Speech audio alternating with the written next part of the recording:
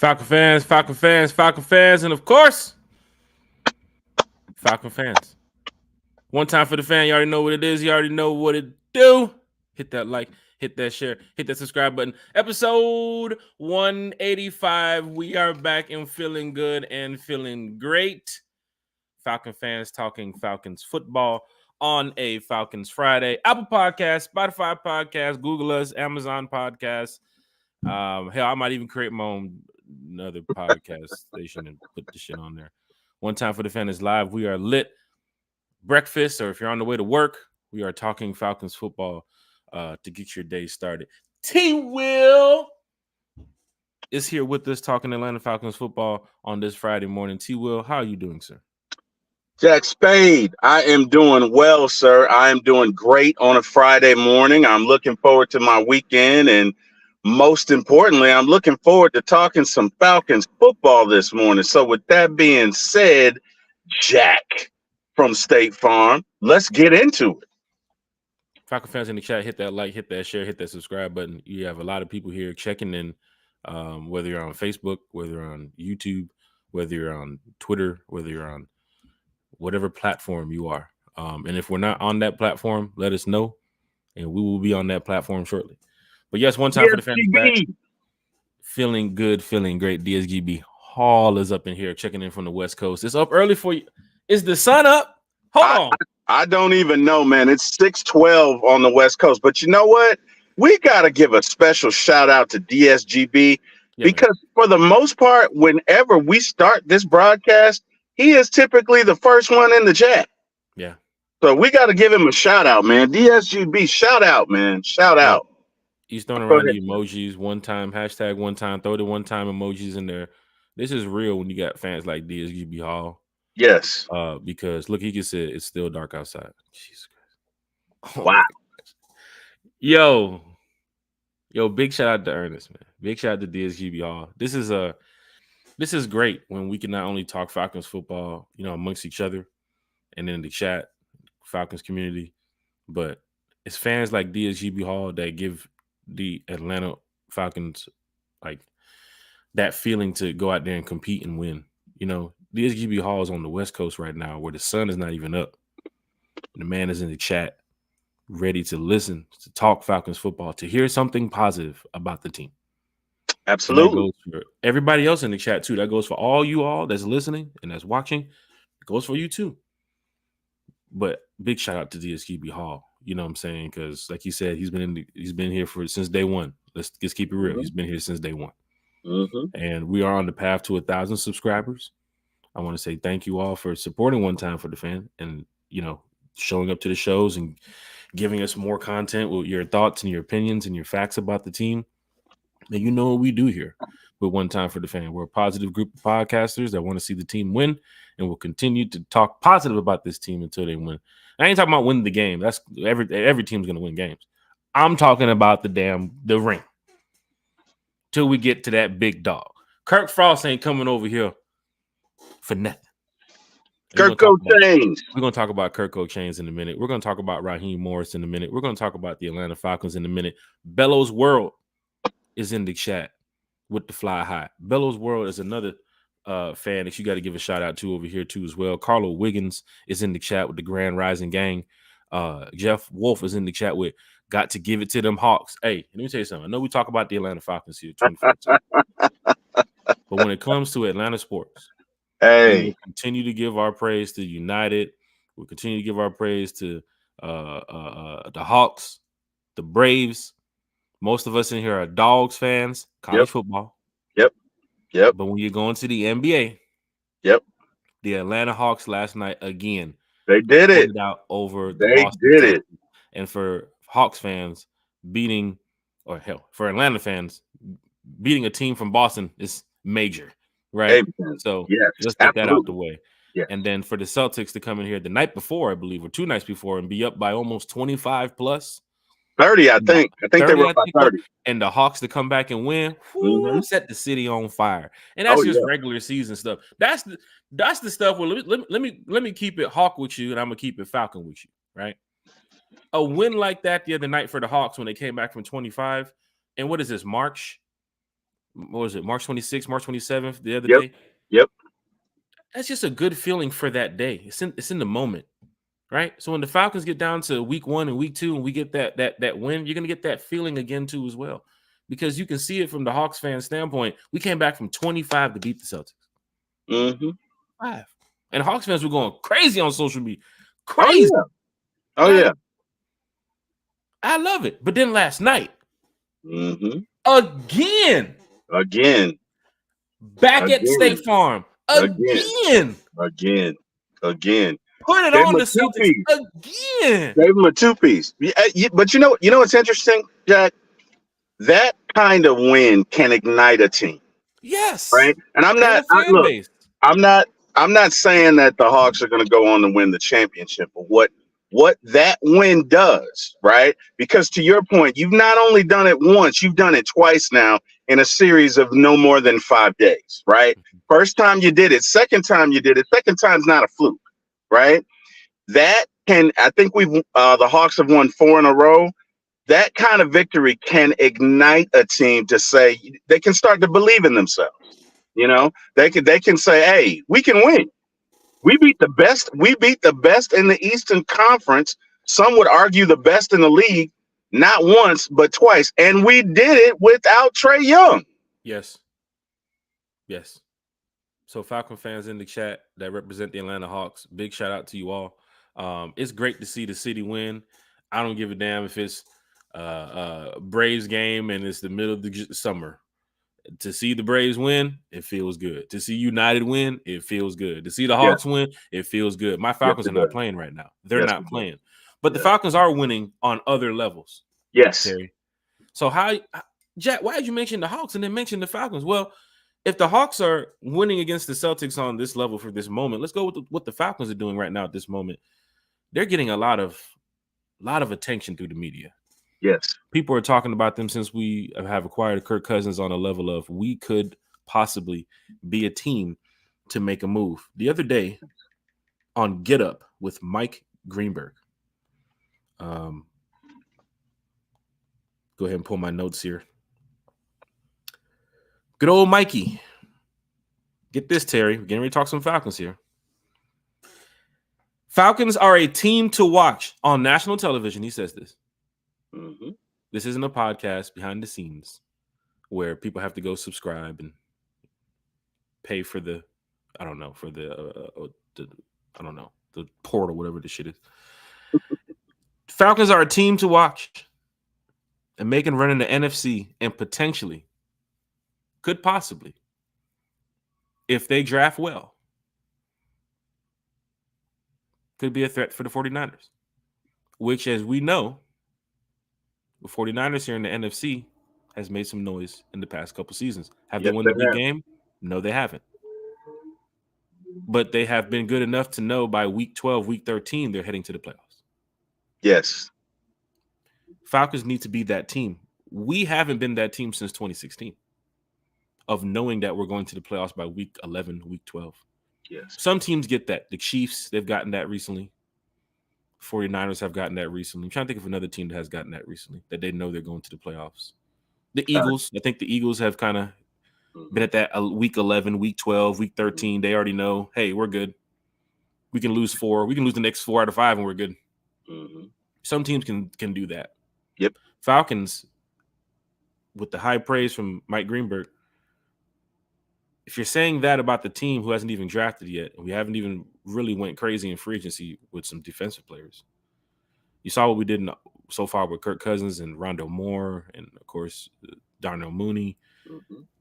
The Falcons haven't even gone too ham yet. Like, they really haven't. Otherwise, in the Kirk Cousins move, we haven't even really gone, like full steam ahead, man. Yeah. We're just being chill. Terry's being chill. We haven't had no defensive signings big in the past. I mean, since Street re-signing, but it's been quiet in Flowery Branch. What are they doing? But to know that we haven't made any major move outside of that Kirk Cousins situation and still be talked about as possibly a potential threat, which I know our draft is going to go well. Let's just go ahead and put that out the way. With Terry Fontenot and the team, what they're doing so far, the draft should be well. You should draft well. I can see that from the first pick all the way to the 6th and 7th pick. I can see it. they're going to have a good draft. So big shout out to Mike Greenberg for giving us a shout out about, shout out to the Falcons, because they could be definitely a potential threat. Everybody's calling playoffs or bust right now. Mm-hmm. This is not a 7-8 win team when you bring Kirk Cousins over here. I believe even Harry Douglas went over there and said it could be a 9-10 win team. This could be this could be an 11 or 12 or potentially 13 win team if things go right. Mm-hmm. For a couple of reasons. Number one, you have to look at things in context. Our defense last year was ranked 18th. But if you take out some blowouts, right? If you have competent quarterback play, our defense may be ranked 13th or 12th. Because I don't care who you are. If you're on the field for 50 minutes as a defense, you're going to wear down, right? If you have consistent 3 and outs, you're going to wear down. So in a couple of those games, if we get competent quarterback play, I'm not saying superlative, right? I'm not saying great. I'm not saying Hall of Fame performance, but competent quarterback play, we'd have won 10, 11 games last year. And I think this team this year, just off of the strength that we've seen, is better than last year's team. And that's before the draft. That's before any free agency moves. So it is, to me, it's a disappointment if you don't win the NFC South. And hey, we could win 12, 13 games. And I think what you were referencing, to go back to your earlier point, I think, Jack, you're referencing a winning culture, right? Shifting from we might win, we could win, it's going to be a good game, to we expect to win, right? Yeah. Teams like the Braves, when they go, they expect to win. They expect to win. When in baseball, it's about winning each series. So typically in baseball, you're going to play a team 3 times, then you go to the next team and the next team and the next team after that. But they go into each series expecting to win. That's a winning culture. And that's what you're talking about with some of these teams like the 49ers and the Eagles. And I can very well see the Falcons, on that trajectory to get there. And it could start this year. It's So, very much still going to start this year. Yeah. I'm going to have to, I stand on business a lot. I stand on business. Terry, we talk about this all the time, especially when we talk about the Falcons. Yes. And Falcon fans, hit that like, share, and subscribe button. With Kirk Cousins, and hearing Raheem talk about Kirk, and hearing the past players that have talked about Kirk, coaches too as well. The Falcons got their guy. Mm-hmm. I'm comfortable with it. I'm ready to go win, but I'm standing on it that this team this season is a 10-win team. Yes. I've seen the past couple seasons, even with Matt declining coming to the end of his career, and then Mariota, and then, of course, Ritter and Heineke. I've seen a Falcons team that was on the brink, 1 game away from making the playoffs. Really, in the past 4 or 5 years, 1 or 2 games away from making the playoffs. I've seen Terry go through this cap hell situation for 3+ years now, or three, however it was, since he's been here. Turn us around and get us in the right direction, going to where we need to be going. Bringing in the right players from Jesse Bates, Caden Ellis, David Amenyata. The draft has been going very well too, as well, for Terry and the team. You've now acquired Kirk Cousins, which I understand the price tag and I understand the injury. But if you look at Kirk Cousins, once again, you look at the numbers, man. You look at the stats. I understand he may not have won the big game. I understand it's been tough for him in the playoffs too. But with this Falcons team, not the Commanders, not the Vikings, with this Falcons team, it's a 10-win team. Yes, agreed. Fans said, Jack, the schedule's going to be tough this year. Sure it is. That's why they went to go get Kirk Cousins. Mm-hmm. Because they feel more comfortable with a guy like Kurt, a veteran, Mm-hmm. to go in there and get the job done with a group who almost got the job done last year. Mm-hmm. Not winning the Super Bowl, making it to the playoffs, Mm-hmm. winning the division. Mm-hmm. We started out, 2-0? We had the winning record. Remember that hump? We got over that hump. Right. Remember we didn't have a winning record in so many years? Well, we got over that hump. Right. And some of the people who helped us get over that hump is no longer in the building. Two of the main actors in that movie is not in the building. Mm-hmm. The quarterback and the head coach. Mm-hmm. But we were technically a sack away from the playoffs.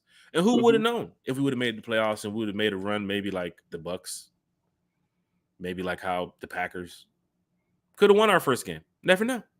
Could have won the second game. Never know. You punched your ticket. That's what I've always been telling fans. And I had some fans come at me saying that you can't make it doesn't matter if you make it to the playoffs, you didn't win. F that. You know how big it is to make it to the playoffs? Mm-hmm. You know how many teams fight to make it to the playoffs? Did you see DeMarco Ryans from the Texans when he made the playoffs and he had the video of him on the wall getting damn near getting ready to burst into tears?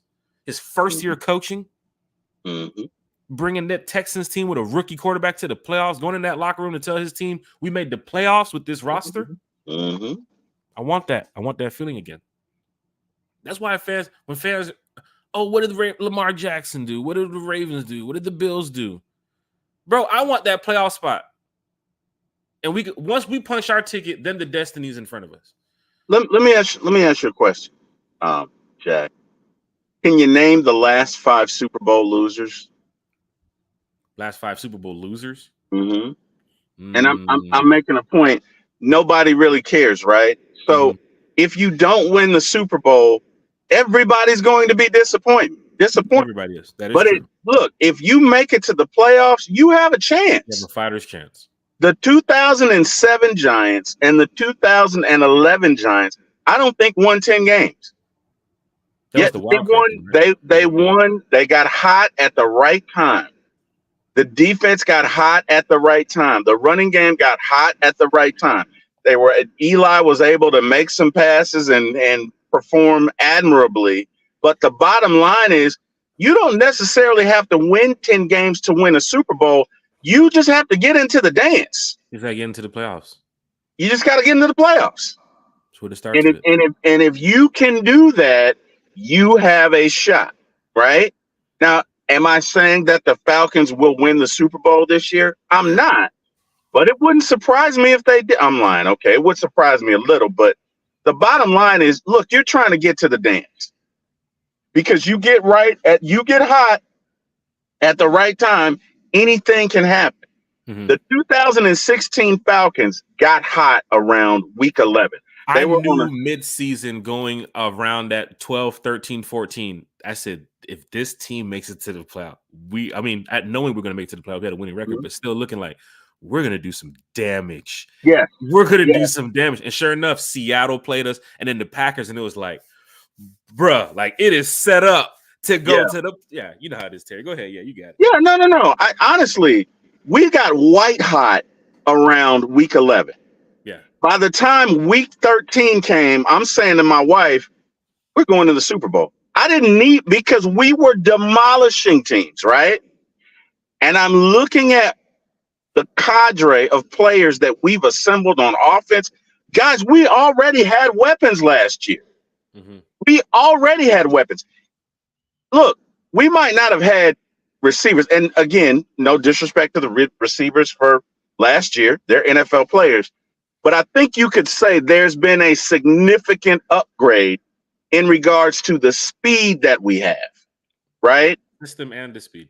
I think you could say there's been a significant upgrade. Well, okay, maybe not say, but you can assume there's been a significant upgrade in regards to the play design and play calling. You add all of that up together, I'm seeing at least 28 points a year for this, 28 points a game for this team, right? I'm looking behind the scenes, I'm looking at the design, I'm looking at what we have. I have a feeling this team is going to score a lot of points. Mm-hmm. So again, go ahead. I'm sorry. Go ahead. To back that up, I mean, they're going to score a lot of points, but if you look at the defense, like how you mentioned earlier, the defense should be able to get a lot of three. We gave a lot of chances to Desmond Ridder and Taylor Heineke last year on offense. We did. Coach Smith was in a lot of positions to score. Yes. Falcons fans, we were putting up sometimes, I think we put up more than 20 a couple times last year. Yep. We had opportunities when we had the lead and we blew it. We had opportunities where we were coming back and we blew it. But then again, that's in the past. Yep. But the upgrade is for the system and also some of the players that we brought in. The Rondo Moore trade was sweet. It was. For Falcon fans. You just got a receiver who, when you're looking at this receiving core now, you're looking at Mooney, you're looking at Moore, you're looking at Hodge, you're looking at Ray, and of course Drake. But you're going to add Pitts and Bijan to that mix too as well. And you heard what Terry said, not T-Will, Terry F. Baby, Terry Fontenot. They're still going to go wide receiver hunting. Yep. And it could be a first round pick. That's not on my top 5 for players I think they're going to draft. But it's very much so possible that they can go with a first round pick with a rookie wide receiver. Because they did mention Mooney is he's not the 2 yet. Right. Now that we know that he's not the 2, it's very much so possible you can go get a Neighbors if he's there, if Harrison wants to drop, if however they want to set it up. Falcon fans, just be excited about who they pick. I just don't have a wide receiver on my top 5 list because of the fact of we've done our mocks. We've talked to a lot of people where you can draft very well at wide receiver in the later rounds. Yeah. Looking at the style of the Atlanta Falcons, I know Raheem has mentioned it's not the Ram style. It's our style. That is perfectly fine. But I'm seeing some similarities to the Rams that helped them win the Super Bowl. And, of course, after winning the Super Bowl, how they drafted and some of the players that they brought into as well to stay, at least on a consistent path of where they wanted to be. Aaron Donald, you have a guy like him. You look at the team like us, you have a guy like Grady Jarrett. I mean, you look at the draft of some of the players that they had who wasn't big-name stars around Aaron who'd help build that defense.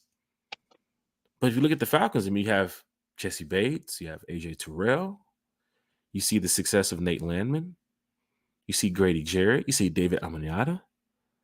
I mean, Caden Ellis too as well. Let's not even discredit him. And then, of course, the rise of DeMarco Hellams. Well, he did second half of the season last year. Raheem is in a position. Jimmy Lake, you're in a position to look at this team and say, holy shit, man, we really make some noise here. Yes. I understand the 3-4 scheme is not the greatest for everybody. Perfectly fine with that. But to look at the team and the players you have on your roster right now going into next season, you have to feel good, Falcon fans. I'm starting to smile here. As you can see, I'm talking about the future where we're winning, right? It's going to happen. I'm going to stand by it that even with the media love that we're getting from, ESPN's Get Up or Mike Greenberg or some people outside the NFL, people outside the Falcons community that, speak about Kirk Cousins' success in the past with other teams, what he can do with this roster, what he can do with this offense. That's good to know. As you can see, Kerry on the screen said, I hope this is a great fresh start for Kirk to take us all the way. A move like Stafford. We can go over Matthew Stafford, where Matthew Stafford didn't win the big game when he was in Detroit. Never even made it to the big game like that when he was in Detroit. For like 10 years? They made a move for Matthew Stafford, went to the Rams, won the Super Bowl, put up a shit ton of stats too. And then you come with Zach Robinson, who came from the Rams staff, and Raheem Morris, who came from the Rams staff over here. And they brought a couple other guys from the Rams staff. But you look at what they had in L.A., Terry, and you see why they went with Kirk Cousins. The stats show that a pocket passing, elite processing quarterback who's going to get the ball down the field, who's going to move the chains every single drive. Oh, I forgot. And you got Bijan behind you. My bad. Sorry, Bijan. I'm talking so much about Kirk. I forgot you can run the fucking ball. And Tyler. And And Tyler. Tyler. That was my first F-bomb of the day. I tried not to drop another one. But you see all the praise for Kurt? That's why that's why Greenberg and all them, that's why they would say that we could be a threat. Look at the roster. We're not even finished yet, and look at the roster. Everybody in the chat, Kerry, Hellrail, Dwayne, Carlton.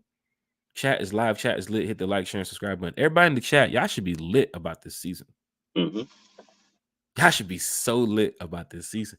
I think this should be fans already buying up merch and getting the car flags and man, bro, let me tell you something. In a couple of weeks when draft hits, bro, you know them car flags come up. That's automatic. That's automatic. It's like the start of the season. When the draft comes up, it's like car flags come up. Let them things ride all year. Because everybody knows when draft is up, they see them flags up on the car. Well, you know the people that don't know about too much about football. Like, what's going on? Why don't you got them damn Falcon flags on their car for? It's draft night, baby. Draft parties in effect, baby. No matter where you at. Hopefully you hear it one time for the fan, but we will be talking all Atlanta Falcons all season. So please hit the like, share, and subscribe button. Once again, we are almost at 1,000 subscribers. We need everybody's assistance. Just tag your Falcons friends, tag your Falcons family. What have we said wrong here other than we want the team to win? Big shout out to everybody in the chat. Q Lavender's in the chat too as well. He said, rise up. Sorry I'm late. My wife just had our new daughter yesterday. Been up all night, but I'm here. Congratulations to Q Lavender and the wife. Congratulations and blessings to the family. You ain't got to be sorry you late here, brother. You technically you on time. You on time right now. That's right. So you good. You're good, man. Congratulations to Q Lavender. Falcon fans, you know, it's so great when we always chat with the Falcon fans. But dude, we do have some Falcon fans who want to be on the podcast too. And we have the panels that we'll be bringing back closer to training camp in the summer. So if y'all want to be on one of the panels with us and talk about the team and talk about what's going on, it's going to be a great time. Also, Carrie has confirmed that she will be with us on draft night. Carrie will be talking Falcons football with us on draft night. She was here last year with us talking Falcons football, and she's going to be back again with us this year. That is great. Talking Falcons football right here on One Time for the Fan. Carlton Bunch said, morning, Falcons fans. See Carlton Bunch? He jumped in here. Wherever Carlton is, he's heading to work. He's taking care of the family. He's making breakfast. He's in here ready to hear some Falcons football. I know a diehard Falcon fan and a diehard Brave fan and a diehard Hawks fans in the chat. Dixon Way. How about them Hawks? Shout it! Yeah. Good morning, guys. Sorry about changing the subject, but what a great game by Dixon Way. When you go back and listen to the beginning of the podcast, if you didn't hear it, we had to give our flowers to the Hawks early. Yes, quickly. We did. Yes, we did. Quickly. Yes. That's what Atlanta is, man. That's what Atlanta is. Even as a Falcon podcast, we got to give the flowers to the Hawks, man. That's right. And speaking of flowers, Jack, Raheem was on the Pat McAfee show, and he was giving credit to all the coaches that have led him or groomed him for the success that he's now experiencing. Did he mention McVay and Shanahan again? He not only he mentioned Mike Shanahan. Yep. You know, Kyle's father. He mentioned McVay. He mentioned Dan Quinn. He did mention Kyle too. He threw Kyle back in there too. He mentioned Kyle, right? He mentioned Sean McVay. But the impression that I walked away from is that Raheem is one of the sharpest people that I've ever met. To be honest with you, Raheem reminds me of a supervisor that I once had in my old Sprint days. What's his name? Bodie? That really helped me to grow. That helped me to grow professionally. That helped me to grow from a training standpoint. Really helped me to develop. And he's charismatic like that, right? Raheem is the type of person that can walk into any room and not only command respect, but he's engaging. You want to hear him. You want to hear what he has to say. And if he spends 10 minutes with you, you're ready to go out and hit somebody and you don't even know why. So I'm just excited. I think one of the funny parts of the interview is when he said, look, I'm 32. I get a job. As an NFL coach, we start to win. And I'm saying to myself, I'm him. I've arrived. And he said, I had to learn from this. And he talked about his trek in basically being a mentor under all of these great coaches and where he is now. And so for those of you who feel like because he didn't win at 32, if you watch the interview, the takeaway that I got is that this is a man that has matured. Mm-hmm. This is a man that has studied. This is a man that has cultivated his craft. And this is a man that is ready to win right now. Mm-hmm. Those were my thoughts. Jack, can you tell us what your thoughts were on that interview? So look, you're looking at, and once again, when I saw Raheem on Pat McAfee, I said, "Oh God, not this again, not this again." I said, "Don't do this." I said, "Not before the season started." But big shout out to Pat, and that's just an inside joke because fans saw Arthur Smith. The joke was he was on Pat McAfee more times than the wins that we had last year. Oh, wow. So that's why I was like, okay, you're gonna start out with Pat Raheem? All right, that's cool. But before I get to Raheem's comments about Kurt and the success of the team, look at Carlton Bunch's comments is what we were talking about before. I know everyone wants a Super Bowl, but I'll be happy with just making back to the playoffs. Dirty Birds are back. That goes to what Scott Karisic said the other day when, and other fans and media have said this might not be the Super Bowl roster yet because they can't see it. Don't forget the Chiefs just won back-to-back. Ain't nobody discrediting the Chiefs to say the Falcons going to come over here and win that. And media is like, what? No, right. They might be playoff ready, but these boys back-to-back over here, right? So, and the Chiefs stay low-key quiet with, their media and all this crap. Because the Falcons, we do a lot where we're trying to build back. We're trying to get that, Vegas odds says we're going to win the South. Vegas odds says we're going to get more than 8 wins. Vegas, all that good stuff. And then the season starts, and then it's like, here we go back again. But I think this year is going to be a little bit different when we can get our name back in the running consistently. Where this year we're in the playoffs, winning the division. Next year we're back in the playoffs, probably even going even further to probably even win the Super Bowl. Maybe this year is the Super Bowl year, but most media people just don't see it. They're saying it's a playoff team. So for Carlton Bunch, what he's saying is he knows everybody wants the Super Bowl right now. But if you don't get to the Super Bowl and you make it back to the playoffs, he's fine with it because he sees a change. He sees a team that went from a losing record to a winning record to a winning vibe, a winning culture that maybe can set Carlton Bunch up for next year's success and the year after success and the year after success. That's where Carlton is on as his level as a fan. Now, if the Falcons make it to the Super Bowl, ain't nobody gonna go at Carlton and say, see, they made it. You said no. Carlton just says make it back to the playoffs, man. Right. Just give me that extra Saturday and Sunday in January to look at. Mm-hmm. You know what I'm saying? Because we looked at the Bills, we looked at the Eagles, we looked at the Bucks, we looked at the Lions, we looked at the Packers, we looked at the Texans. We looked at a bunch of new teams this year saying, damn, that could have been us. Mm-hmm. We did. We saw the Texans. We saw the Packers. We saw the Lions. We saw the Bucks. I was in New Orleans that last game. Row what? 6, 7, checking the phone to see, okay, what's the score of the Panther-Buck game? Okay, we have a chance. Yeah. And on the last week of the damn season, in the second quarter, I'm looking at this game in the stadium in New Orleans and looking at the Panther game on my phone. Hey, bro, hey, it's 3-0. Hey, it's 3-0 over there in Carolina. Hey, 3-0. All we need the Panthers to do is just hold them. All we got to F that. I'm tired of that. Time to go back and win to where week 14, week 15, you're good. The division is wrapped. There's none of that close stuff. Oh, the Bucks, if they win here, and the Saints, if they no, not this season. We're done with that shit. By week 9, week 10, Saints already know they're preparing for draft. Carolina already knows by week 3. We're done. And the Bucks, they might have a fighter's chance. Might go down to like week 14 with them, but nah. This team with Kirk is going to do a lot of big things. But going to Raheem Morris's comments now about Kirk Cousins, he mentioned those guys in the past that he worked with because he's familiar with the system. He talked about the system. And if you're bringing a guy like Kirk Cousins over here to Atlanta, he fits the system of what they want. I just went over that. They had years with Stafford. And let me tell you something. It would have been funny if, Cousins wasn't available or none of these other quarterbacks were available and Stafford was available, and then Stafford would have ended up here.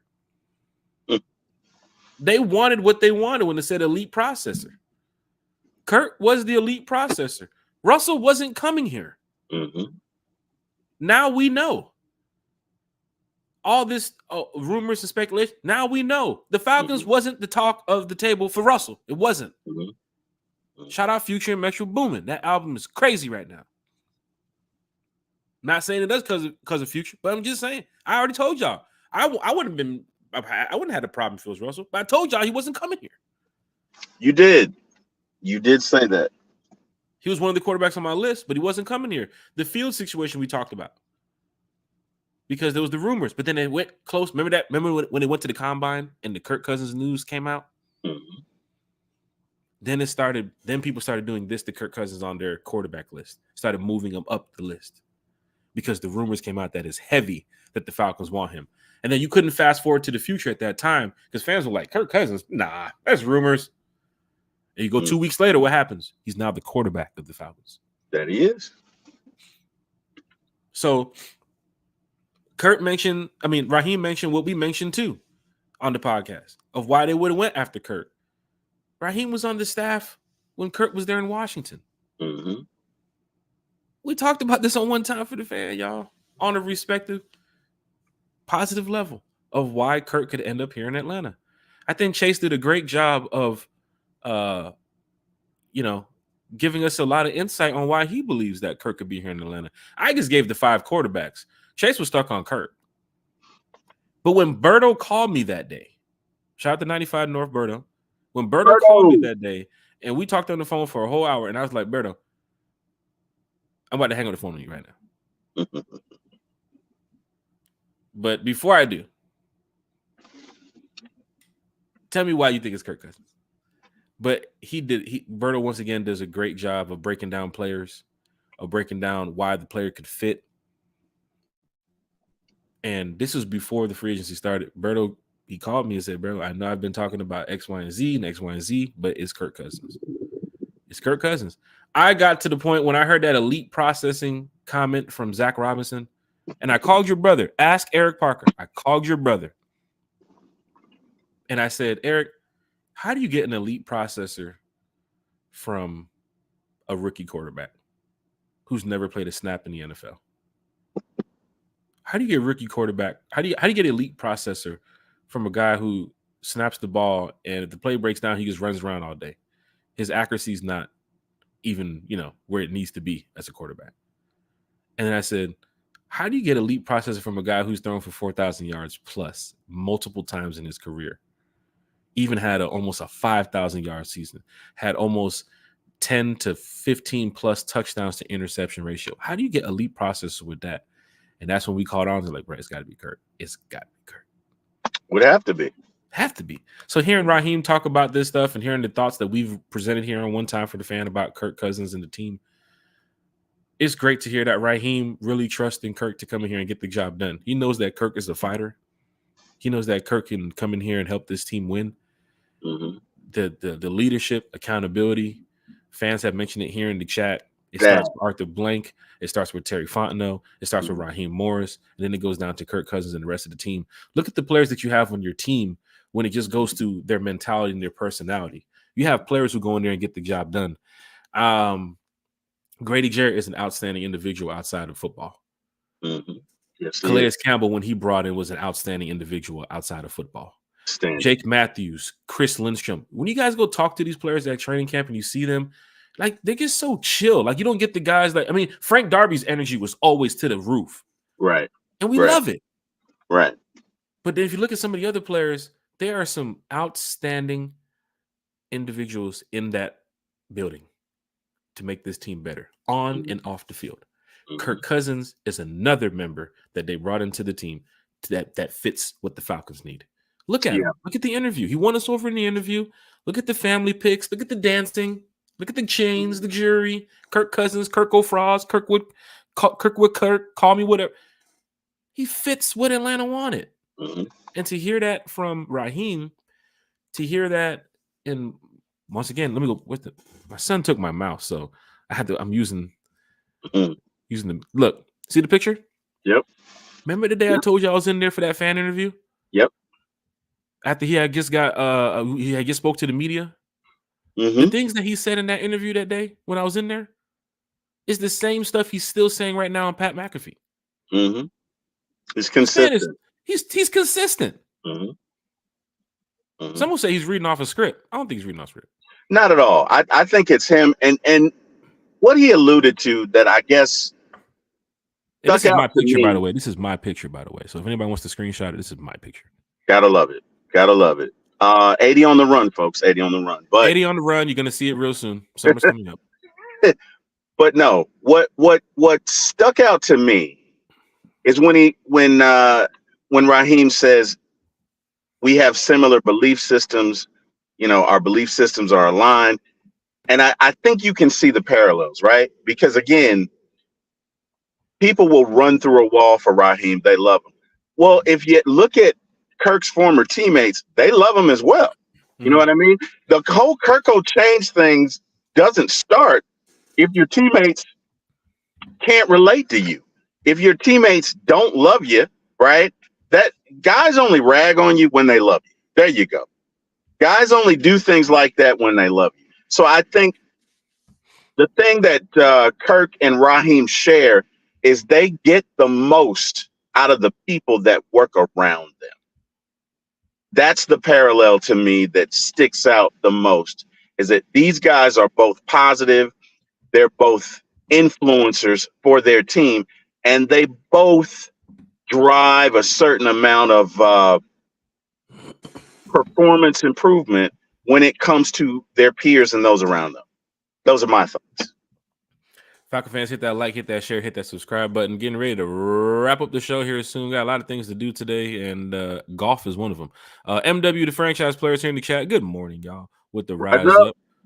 Cotton Bunk said he's ready for the draft. Who do we draft? We're going to do some mocks coming up leading up to the draft. We also got some more special guests that's going to be chatting with us about, second round, third round, fourth round. These guys do a great job breaking down draft prospects and so forth. But I think the Falcons, I have 5 players. I mean, I throw them out there. I think Dallas Turner is one. I think Latu's another. I think Jared Verse is another. That's 3. I think you got Quinyon Mitchell from Toledo. That's 4. And I'm just going to throw that 5th is just like the quarterback situation. It's just like the head coach situation. When I talked about this, that 5th I use as an alternative. I can switch it out anytime. I'm going to throw Joe Alt in the mix with number 5. Just for right now. Some would say, no, not Alt. Use the wide receiver. Okay, we'll take Alt out, a wide receiver. So you see, I'm not going to be upset. Whoever the Falcons draft, I don't give it. Just don't draft a punter, please. Just correct. Falcon fans, hit that like, share, and subscribe, y'all. Rosalind Roz is here in the chat talking Falcons football. Big shout out to Rosalind. Big shout out. Jack, it very well could be a receiver, right? And I say that because you could have 5 quarterbacks to go in the top 7. You already got 1, 2, and 3. I think Penix stays put where he's going to be at for back 10. I think Vegas might take the shot at him. His pro day was good enough, but yeah, your McCarthy might move up there, and then of course you have your Williams, Daniels, May, and Penix's star is rising. Right now, I'm not saying it's a definite, but you could potentially have. You could definitely have 4, but let's say you have 5, right? You're sitting at 8. That means one of those receivers is probably going to be available. That means Joe Alt could be available. Just depends. So I think Joe Alt will be available at that time. Could be. Could be. Malik Neighbors could be available, though. Yeah. But it's like the Falcons, and this is what Falcon fans, and once again, here we go with the breakdown. You put a bunch of Falcon fans in a room, and now you go to the draft conversation. Remember we did one about the head coach? Yep. All right, y'all, who wanted Bill Belichick? Step to the right. Fans, step to the right. Who wanted Raheem? Step to the left. Who thinks we're going to win? Come back to the middle. That type of thing. So let's do it with the draft. All right, fans. Who thinks we're going to select the wide receiver? Step to the right. You're going to get some fans that do just like this because they heard the comments that Mooney may not be number 2 because Kirk Cousins, a 4,000 yard plus passer is going to be getting the ball out. We're going to get some more wide receivers in here. You heard Terry say they're going to add to the wide receiver room. That doesn't mean they're going to add early or late in the draft. We just know that they said they're going to add to the room. Correct. I mean, you have to add to the room. This is a roster you have to build here, right? So some would say wide receiver. Some would say, okay, who thinks it's Dallas Turner step to the left? You're going to have a bunch of people step to the left because why? We need an edge rusher. We need a pass rusher. If I say Latu, step back to the right. You're going to have a bunch of fans do this. Look at his pro day. Look at his tape. Look at this. We can't agree on nothing, can we here, Falcon fans? But here's the deal. Have a bunch of players on your list. There and you do go. the research on all these players. So when the name is announced, when the pick is announced, you're not going to sit there and say, here we go again. Here we go again. Jack, I think we should do a show on that. I think we should do a show on at least 10, or maybe not 10, but at least 8 of our potential first round draft picks. I think that should be the theme of an entire show. I think we should go through no problem and take a look at every potential candidate, the pros and cons. And I think we may need to do that at least once, maybe twice. It's done. It's done. Maybe once in the next week or so. And then maybe one as you approach the draft. So at least the fans of our show can be well prepared and well versed in what our choices are. You get what I'm saying? Does that make sense? I do. Yeah. And for Falcon fans in the chat, big shout out to DSGB Hall too as well, because DSGB Hall knows this. I mean, I talk to DSGB Hall damn near every day. He was on the Kirko train day one. I can clearly say 100% that when all the talks about this guy and Fields and Russell, and he said, nope. He said Kirk Cousins. Bruh, I guarantee you he was on Kirk train since day one. And that's the type of fans in the chat that understand where the Falcons are heading. Mm-hmm. So now if I ask DHGB Hall, what do you think the Falcons are going to do in the draft? He might say, man, looking at this team, they might have to go edge.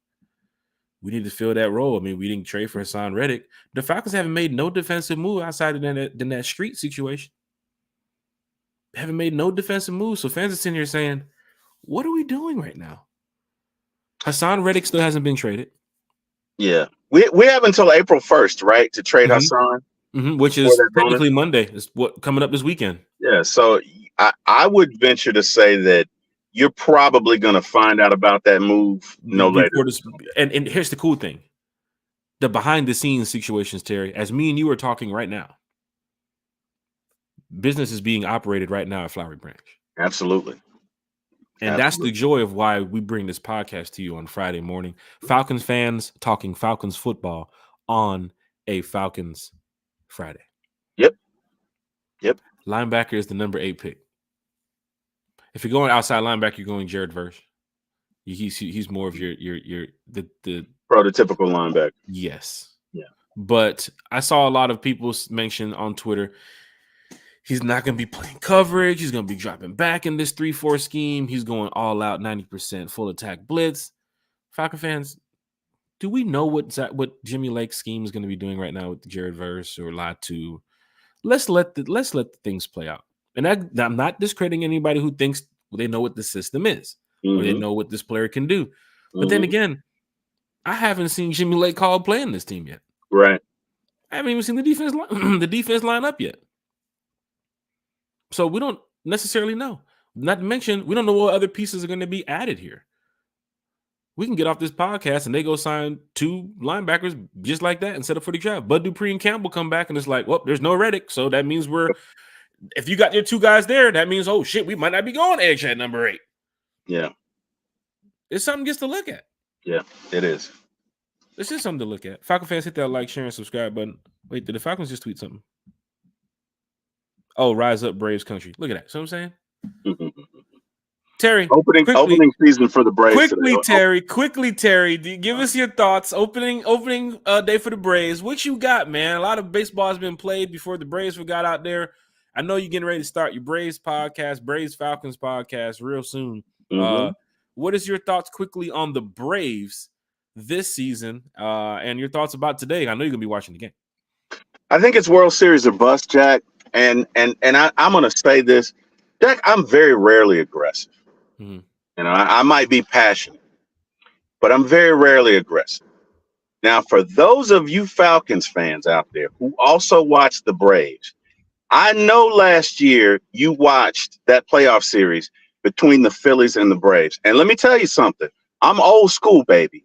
I did not like what Bryce Harper did. For those of you who don't know what he did, essentially and Bryce Harper plays for the Phillies. Real quick, there's an error, a base running error that he made that resulted in the Braves winning game 2 of the series.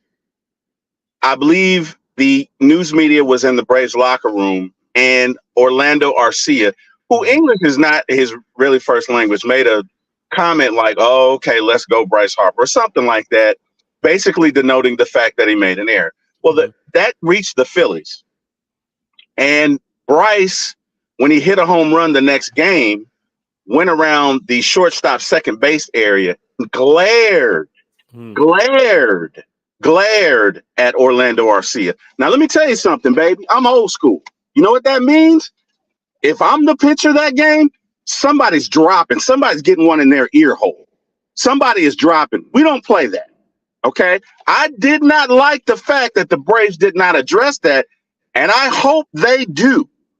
I hope the first pitch that Bryce Harper sees, he is on his rear. Sheesh. Because the point needs to be made. Don't come for my Braves. Don't do that. I did not like that. I know there were some players that didn't like that, and I understand that the Braves are a professional team, but there's sometimes you got to take off this jewelry and show these folks what you're about. Is there a rumor that there's a picture in the Phillies locker room or something about what the Braves something? Like there's a picture that they use? Yes. And hey, good for them. But my point is, when you are, let me tell you something. If Brian McCann, former Braves catcher, had been catching that day, oh no, it would have. Harper wouldn't have made it to home plate because Brian would have been there waiting for him. Yeah. Okay, I don't like that. So I hope that we address that. With that being said, I'm going to come back into character now. Sheesh. Okay. With that being said, I think this will be a great year if our Braves remain healthy. If we can remain healthy, I think it's World Series or bust, and I'm excited about it. So there you go. So when you're going over even what you mentioned about the Phillies, you go to a team that we have to play this year in Philadelphia called the Eagles. Yeah. And their fan base has been known to be a bit out of hand at times. Worst. I'm not going to say worst in the league because this is a positive show. What I will say is that is the least desirable place to go to as an opposing fan. And if you're going to go, you might not want to go alone. And contingent upon where you sit, you might not want to wear the opposing team's colors because they Philly fans attack folks, and a lot of the security, they take a lax attitude. So, and we're gonna do a show about some of these fan bases and fan groups and all this stuff coming up one time for the fan. But one thing you got to know here, Falcon fans, that Philly culture is just like a culture when you go to Chicago too as well. When you're in the stands at a Cubs game or a White Sox or even a Bears game, the culture is we support ours, right, not yours, right. Versus Atlanta, the culture is other people can come in our city and do these type of things and get away with it. Versus us, when we try to do it, it's kind of like, no, you guys got to sit down. You guys can't be because we've seen it. Eric can tell you. Mm-hmm. He's had Falcon fans tell him to sit down at the game. Right. I'm going to say this again. Eric Parker can tell you that he has had Falcon fans tell him that he needs to sit down at the game because he's standing up too much, because he's making too much noise. Jack, I don't think there's anything wrong with making noise. I don't think there's anything wrong with being passionate about your team. And I know my brother, so I know when he engages other fans, it's all well and good. Yes, You but know, when you my have brother, fans of your own fan base telling you that you need to sit down on third down or you need to sit down yeah, on no, that defense, I can't, that's the problem. I can't support that. Because when you go to Philly this year, Falcon fans, you're going to see it. Brian Snicker, the manager of the Braves, mentioned that he wouldn't even take his family back there for a game, Correct, correct. and that's the baseball. Yeah, and, Baseball. yeah, and to me, Jack, that's when you've kind of gone too far, right?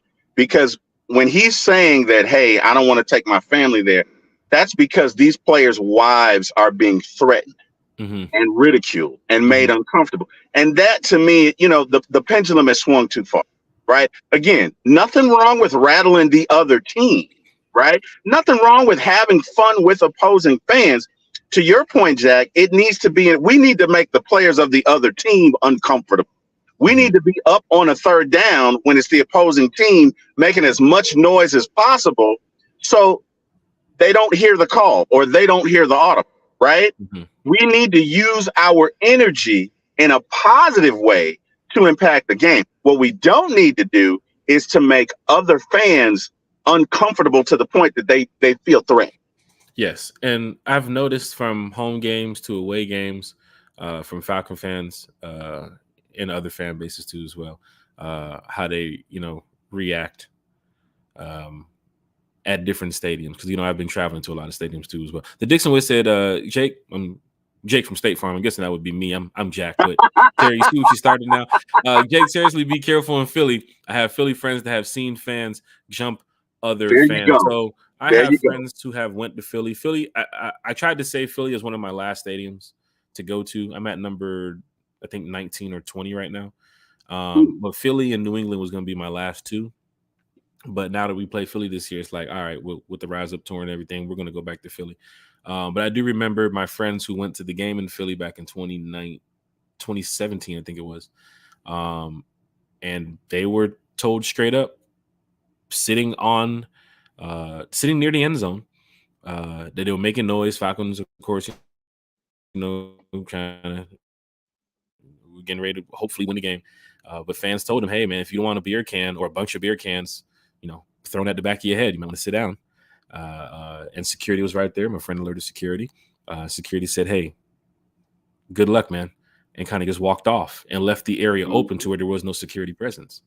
So it just lets you know that there is a culture in certain stadiums that fans need to understand. It's not sometimes about the game for these people. They've been tailgating for hours. They've been drinking and partying for hours. And this game is just a perk to them. Yeah. And then their team is out there just doing what they're doing. They're winning, they're losing. And if the team is losing, you're just going to get more of the problems. Now, I've had some situations where I've been in some stadiums. And I'll get to that. I don't want to take up too many people's time here. But there's been some situations where I've been in some stadiums. I had a situation in the Chicago Stadium a couple years ago where all the fans behind me looked exactly like Mike Ditka for some apparent reason. And they all had leather coats. They all had the mustache and the sunglasses. And I'm like, where did these guys come from? But it was a situation that fans just want to be rude and disrespectful for a reason. And they do it for their fan base. So Braves, Phillies is going to be exciting. And, of course, Falcons, Eagles is going to be exciting. Yes. But don't forget now, Falcon fans, we have another fan base that's entering our stadium this year, the Cowboys. Yeah. And we know when the Cowboys show up, that's why I'm going to do the show about the fan groups. Yes. I want fans to understand when you guys see all these fans coming in here, because, of course, with the group that me and my friends started, the Rise Up Tour, we talk about this all the time, right? With going to away games and making a bunch of noise and doing all this other stuff. Bro, these fan groups are crazy out here in the NFL. And we've talked to a lot of them. We've talked to groups from the Packers. We talked to groups from the Jets. We talked to groups, bro, these Cowboys groups, bro, there's like 500 of them. Yeah. Yeah. So when I tell you about what we're doing with the tour and trying to build this chapter, bro, I'm telling you, man, when these folks show up out of town, like this year, there's going to be a ton of Cowboys fans. Mm-hmm. And I don't need that in the Benz. I don't want that in the Benz. Right. I Right. want my birds in there 24/7. I want to make Right. sure it's difficult for them to get tickets, not only Right. because we have a winning culture, but we do have fans in our stadium that they don't care about what the team's winning or losing. They're going to sell their tickets anyway. Right. It's a Right. business for them. Right. Right. They want that $50 cap. So I Right. understand how fans feel about some of these games that we're going to be attending this year, home and away. But if you're going to any away games, please check out the Rise Up Tours. You can go down there and use the promo code one time for the fan, OTFTF at checkout. You can get a discount on your membership. But we are getting ready to start sending out some swag bags. We got some stuff going on this year. Don't forget, we're going to every away game. We've been doing this for 6 years, y'all. We're going to every away game. Philly will be there. Washington will be there. Minnesota will be there. Carolina, Tampa, New Orleans. Damn, I'm forgetting 2 more. Vegas and what's that team that has that coach that we hate from the same? Denver. So we already have some stuff planned for a lot of Falcon fans that want to come out, hang out. And this ain't on no level of no 5, 10, 15 fans. I think some of y'all have seen the parties that we've had. Terry, you've seen the pictures and the videos. Usually about 400 or 500 fans in there. Yep. So for those that want to show up, show out, rock with us, check out the Rise Up Tour group. As you can see the information on the screen. Getting ready to wrap up the show here. Dixon Way said great content. Dixon Way also great content to you too as well, which you do. Absolutely, for the Dixon Way. community, the Braves community, the Hawks community. Could you stream the Gonzaga game tonight, please? We can talk about that. Big game too as well for Gonzaga. 7:30. Hey. 7:30. Let's go, Now, Jack, from State Farm. I asked you this on Wednesday, and I tell you what, man, your response was lukewarm at best. So I'm gonna ask you again today, and I need you to represent like the fan I know you are. What are those Zags gonna do tonight, sir? They're gonna beat the 31.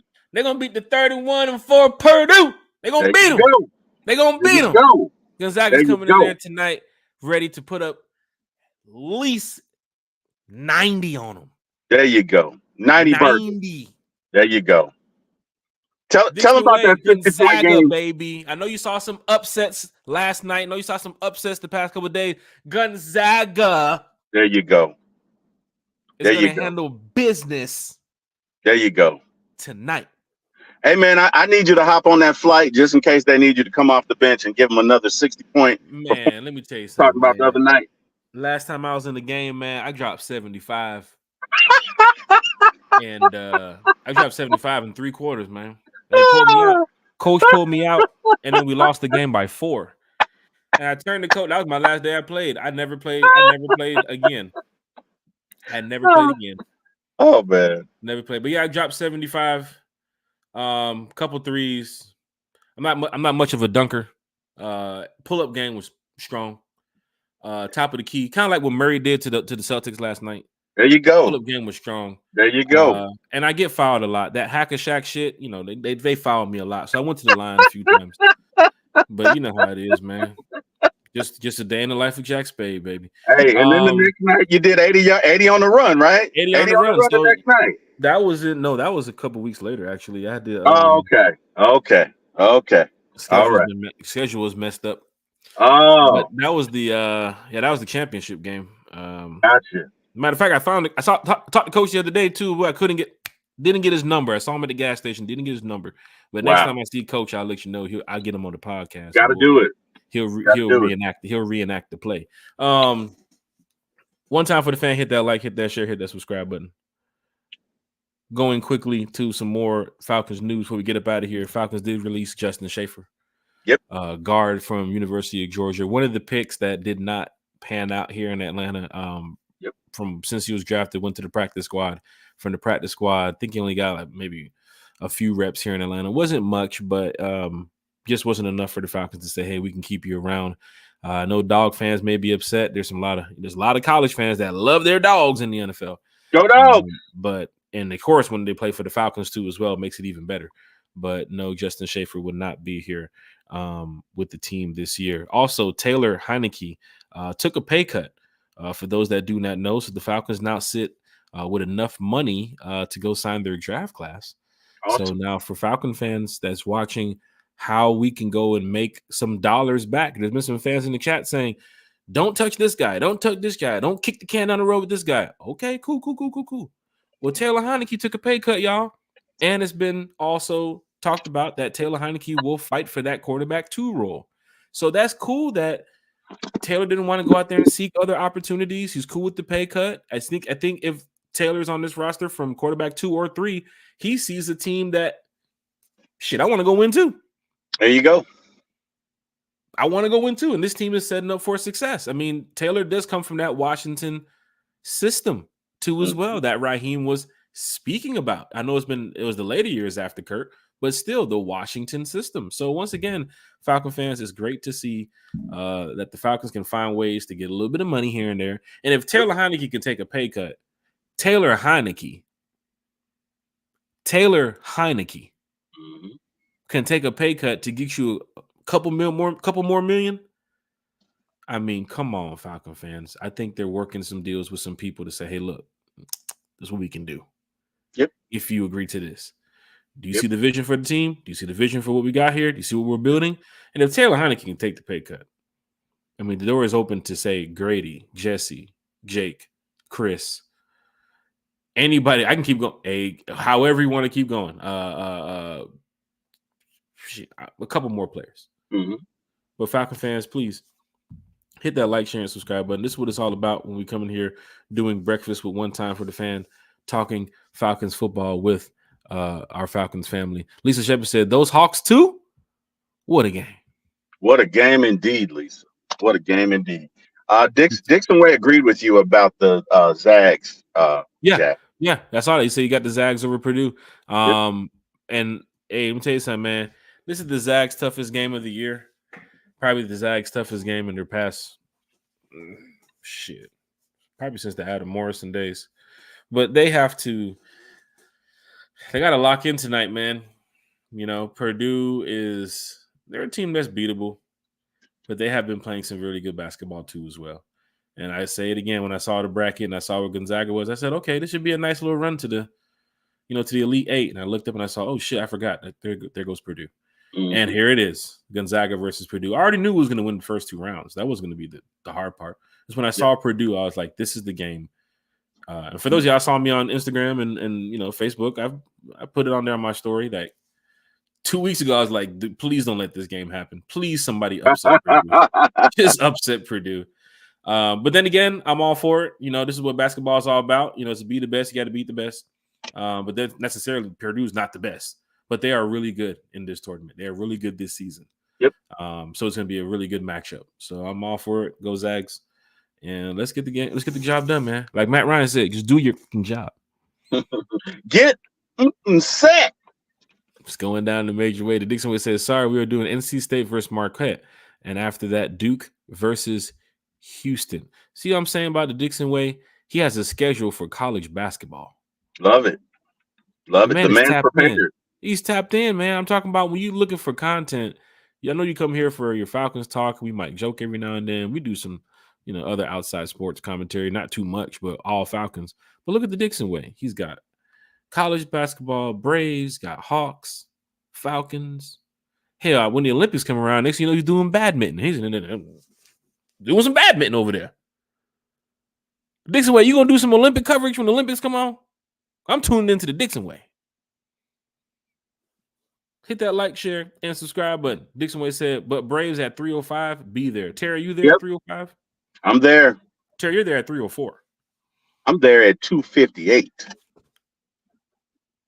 Sir. I'm there at 2:58. That brother's on time. Amen.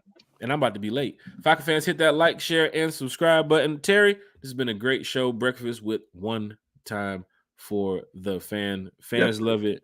We love it. Chat, I keep saying this again. One Time for the Fan. It's from the fan. It's for the fan. It's from us too. You get Terry. We talked about it yesterday. Ways to continue bringing content for the fans. We talked almost 45 minutes today on the phone about how to bring more content to the fans. Yes, we did. It's important to us that you guys are excited about this offseason. Yes, because I told you about the fan in the chat that was like, man, y'all gonna make me buy season tickets. And then he went to go buy season tickets. Love it. Love it. That's great. That's what we want. The Dixon way. Said Olympic basketball and track and field. Man, come on. This man is in the chat. This man is everywhere, man. This man has already got a schedule for the Olympic. I hate to say this. Are you going to stream any World Cup games? Hey, man, this dude is the hardest working dude in podcasting. I'm gonna, other than yours truly, Mr. Jack Spade. I tell you what, Dixon Way is out there getting it done, man. No, Dixon Way got me beat. He got me beat. Dixon Way got me beat.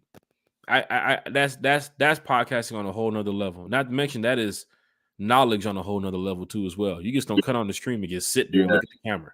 Very astute. Yes. Very astute. Very sharp. Very sharp young man. Yeah. Very sharp. Big shout out to Larry the Dixon Way. And of course his wife too as well. I know they have a great channel over there. That's and right. They help each other out. Dixon Way, man, you was on the podcast a couple of weeks ago. Thank you for all the support here from One Time for the Fan. Bro, I still say it, man. I ain't never laughed so hard in my life on this podcast when your boy hit that sound effect. Oh man, the quarterback. I couldn't do it. I couldn't do it. Yeah, man. I couldn't do it. He said, I don't know soccer enough to commentate that. Let me tell you something. He and Uncle Steve.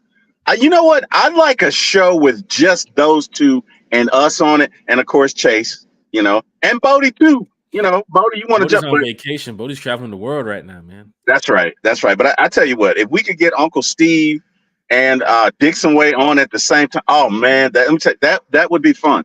That would be fun, Jack. That would be fun. There's so many people we haven't even got on the podcast yet. Like there's so many people I'm going to be reaching out to. Everybody's going to be on the podcast. Everybody. Yeah. It's about the Falcons, man. Let's just all win at the right time. Let's all enjoy this. Terry, great show today.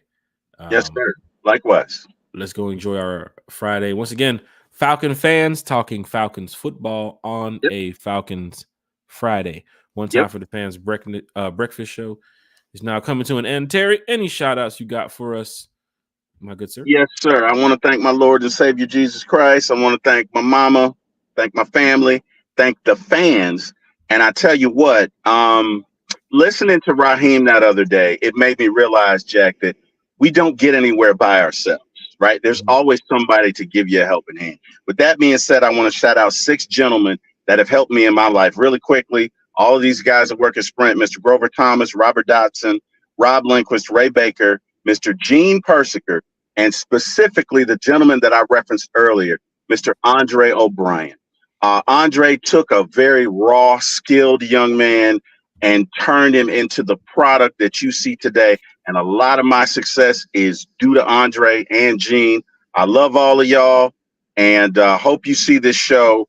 And yeah, thank you. And thank you to the fans. And with that being said, Jack, I'm going to defer to you. I'm going to keep coming back as long as you keep inviting me. I love what I do with this show.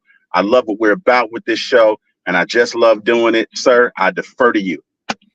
Falcon fans, hit that like, share, and subscribe button. The Dixon Way. DSGB Hall said, can't leave out country. We will never leave out country. Country's That's everywhere. Right. That's right. Super chat. Big Country, he's cool, man. He's actually getting ready to take his nephew. For those that do not know, Country's nephew is a superstar in high school sports, and he has a lot of college invites from a lot of major schools. So Country's off to go to another school today with his nephew. And he's working those ranks, man. And apparently this kid is I think he's top 10 in the country. And all these schools that's coming after this kid is like, yo, come here. And Country's leading him on the right path. He's putting him on the path that he needs to be on. And of course, Country used to play football too as well, so it's good that it's people looking out for each other there. So big shout out to Country too as well. Big shout out to all the content creators. The Dixon Way said we have a bunch of great Atlanta content creators. Me and the wifey just doing our part. Yeah, that's what we do here at One Time for the Fan. There's a lot of content creators that came before us. I see there's a lot of people that's starting up their podcast now too as well. Just continue on the path of success that you guys are on. or guys and girls, continue just being supportive of this team and this organization. Because at the end of the day, we're gonna win. We are going to win, right? And we're gonna win in a major way. And we're gonna be at the parade. We're gonna be partying, and I'm gonna be drunk.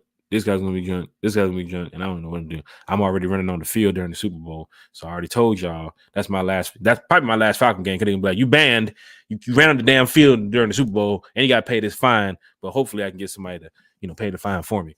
Shirt on or shirt off when you run? Depends on how good my golf game is at the time.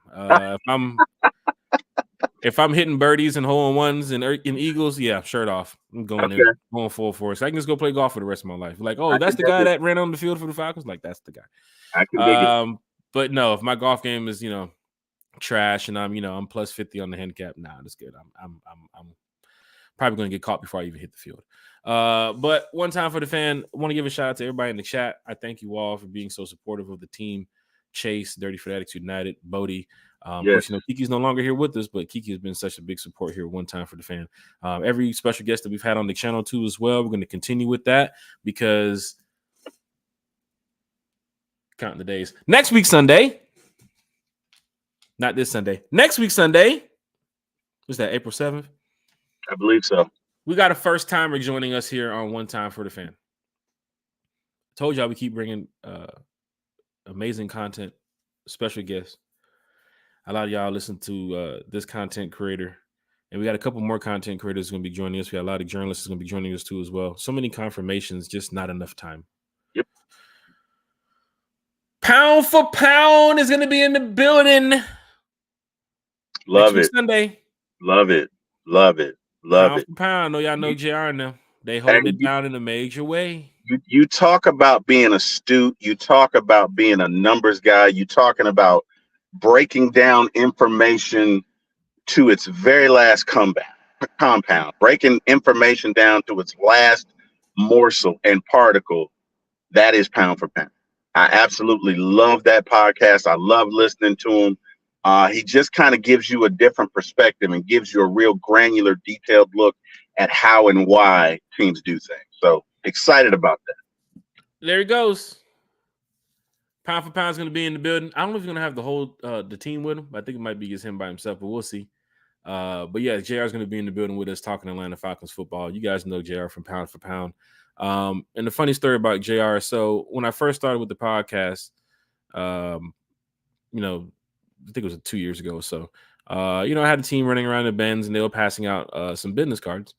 And one of my good homies gave one of the business cards to Pound for Pound, and Pound for Pound gave him a business card too as well. He's like, yeah, tell such and such to hit me up. Bro, it's been 2 years, bro. I ain't never hit the banner. We've talked football. We've chatted football. That's how it was, bro. I'm done. It's real serious. Like, I keep it real. Like, we chatted football so many times on different levels. I saw him as well when we had a little football hangout to watch the Panthers game. He was over there. But also otherwise than that, like, we've just talked football randomly, but never did a podcast together. And that's how it was for the Dixon Way too as well. The Dixon Way has great content. I saw him at training camp last year, and this year he was on the podcast. Yep. Sometimes it's just timing. People doing so many things and going so many avenues, but JR has always put out great content over there with the Pound for Pound team. So it's great that JR can join us here next week before the draft to talk some Falcons football. Right? That's what it's all about. And we're going to get a lot more people here on the podcast, and everybody's going to be excited about what this team can present to the fan base this year. And then we move from there. But shout outs go out to everybody in the chat. I thank you all. You guys have been great. And until next time, rise up and let's go get us a Super Bowl.